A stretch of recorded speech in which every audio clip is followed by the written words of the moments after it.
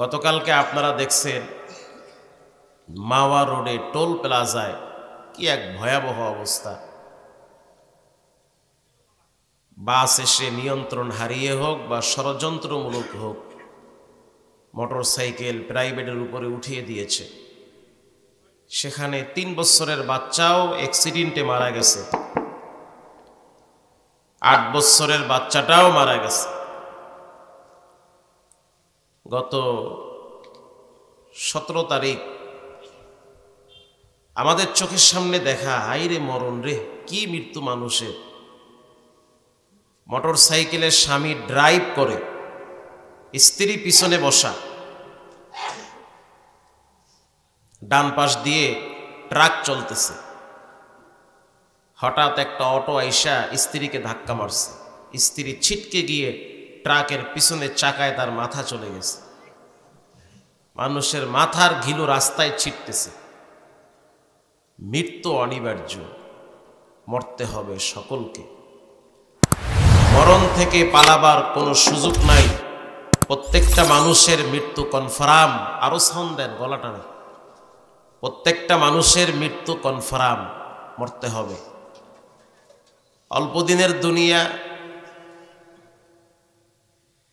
প্রত্যেককেই চলে যেতে হবে তার নিজ গন্তব্যে, অন্ধকার কবরে।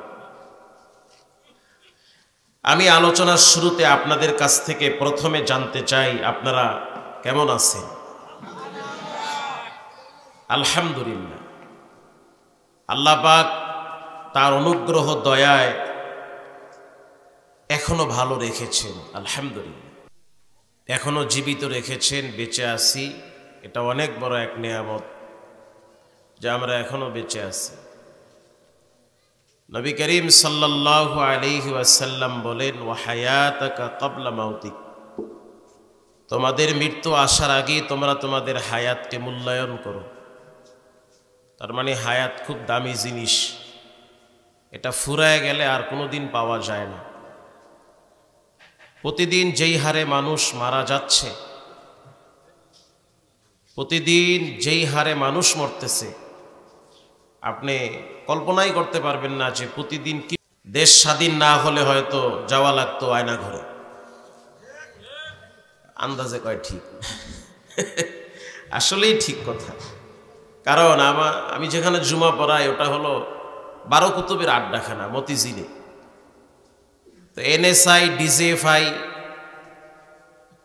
সেই আগস্ট থেকে আমাকে বলতেছে, অর্থাৎ দেশ স্বাধীন হওয়ার আরো আগ থেকে, গত বছর থেকে, যে আপনার নাম কিন্তু লিস্টিতে আছে, থাকছে, আপনার নাম লিস্টিতে আছে।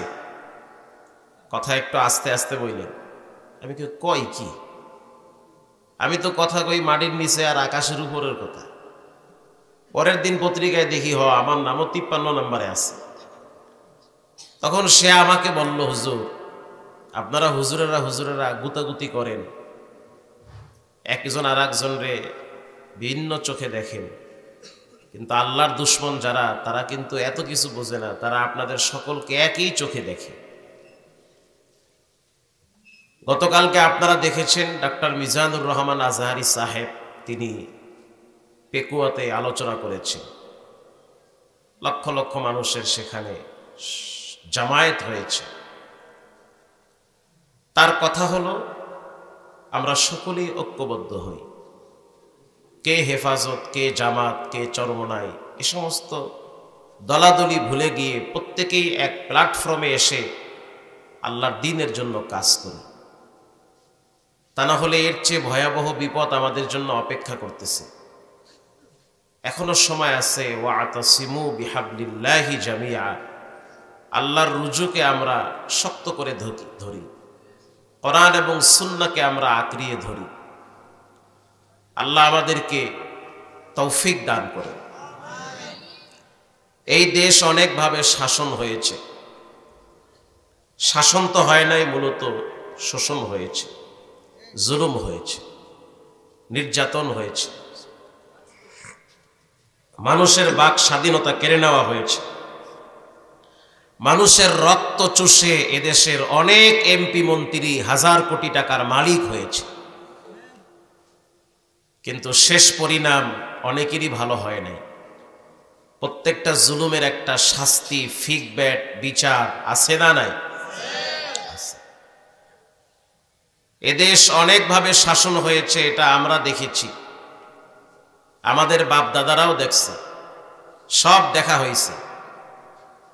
কোন দল, কোন মত, কোন আদর্শ, কোন তন্ত্র মানুষের মুক্তি আর সফলতা দিতে পারেনি।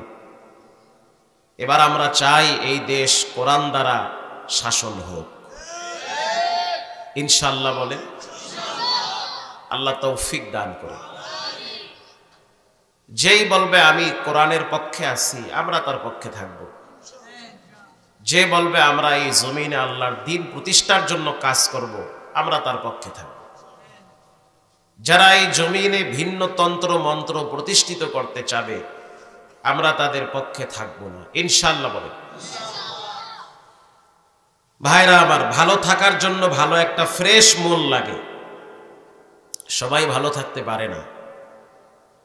হাজার কোটি টাকার মালিক, তারপরও দেখবেন ভাই কেমন আছেন, চেহারা কালা কইরা কয় না বেশি ভালো নাই। তার মানে ভালো থাকাটা এটা নিজের পক্ষ থেকে হয় না, এটা আল্লাহর পক্ষ থেকে হয়। ভালো থাকার কিছু সিমটম থাকে, নিদর্শন থাকে।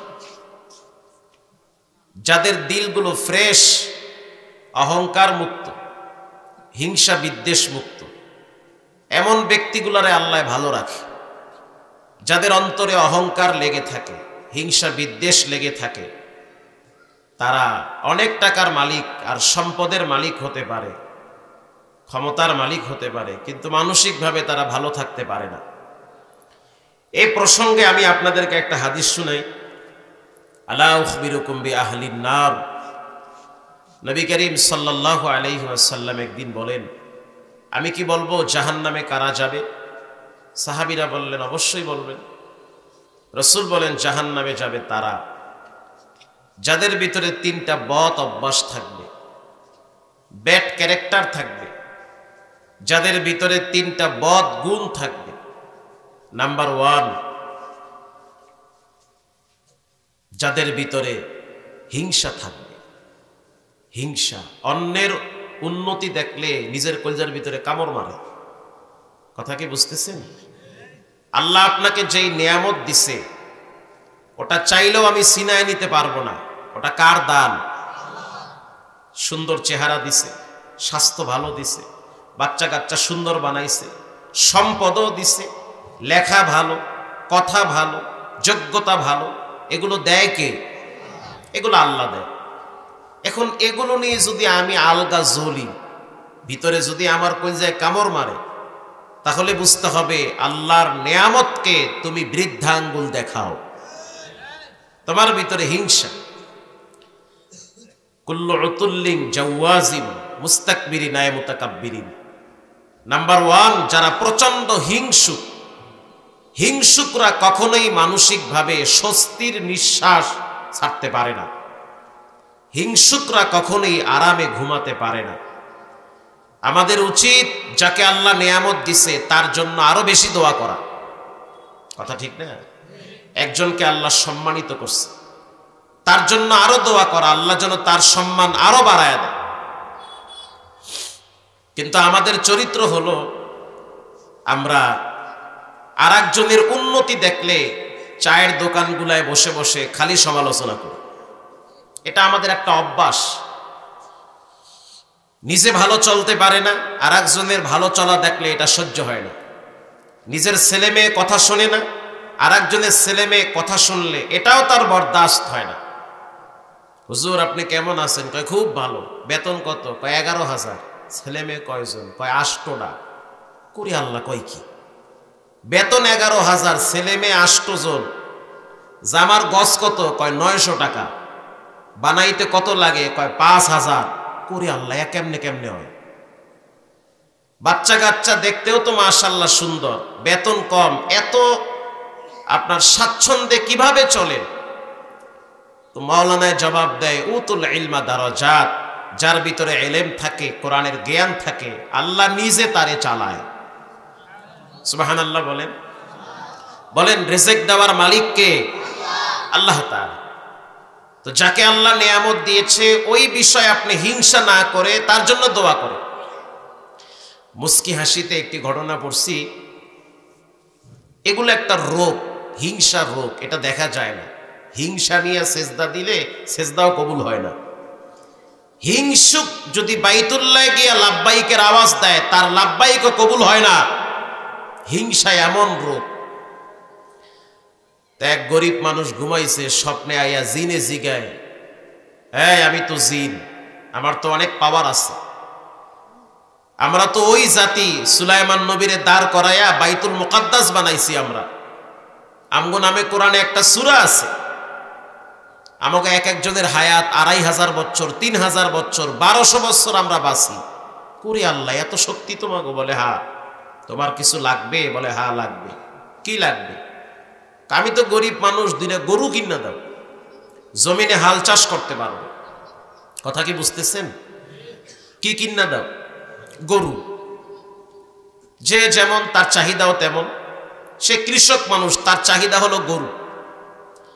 এখন জিনে কইতে আছে, তোমারে 2টা গরু দিমু, ঠিক আছে, ওই যার লাগে তোমার লাগে ঠেলা ঠেলি, যার ছায়া দেখলে তোমার কইজা জ্বলে, হেরে দিমু কিন্তু 4টে, তোমার ডাবল তারে দিল। কয় আমার একটাও লাগবে না। এটারে কি কয় বলেন? হিংসা। তার মানে আমারে দিবে 2টা, হেরে দিবে কয়টা? 4টা। কিল্লেকে হেরে দিবে, দরকার নাই একটা।